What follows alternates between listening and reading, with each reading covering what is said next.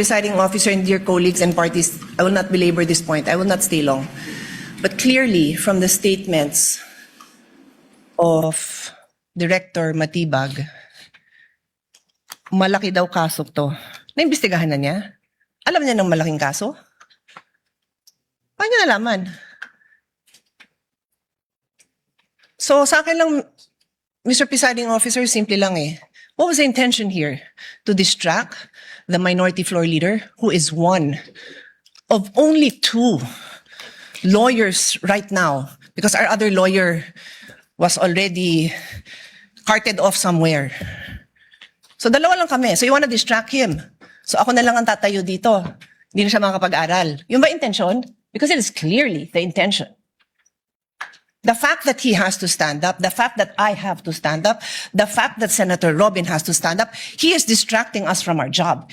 As Senator Alan said, he could do it quietly. Go ahead. Pero anong purpose niya? Nagyayabang siya? What's the purpose? Is he trying to intimidate us, not to ask him tough questions when he is our resource person next week? I do not know. But those statements, those actions are not acceptable, possibly contemptible.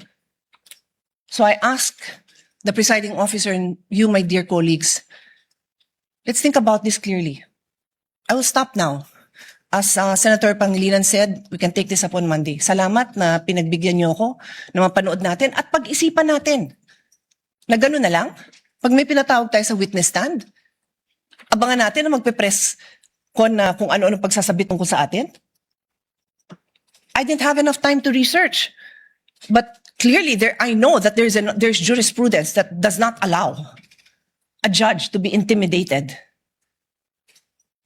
And if hindi pa nanakot yun, then I don't know what is. Kung hindi pa ninindak yun, then I don't know what is. Hindi tayo sensitive. Sanay tayo dito. Pero alam din natin kung pinapatamaan tayo, di ba? Alam natin yun. Hindi tayo tanga. O so paano? Sabihin ko ngayon sa kanya, manda ka sa akin ngayon. Pagdating mo, ganun ba? Gaganti na lang ako. Hindi ako ganun. Kilala niyo ako. For how many years ako tumayo dito? Hindi ako nanggaganti. Hindi ako mababaw. Pero I'm asking you, dear colleagues, wag tayong papayag. The Filipino people deserve better. We deserve better. Thank you.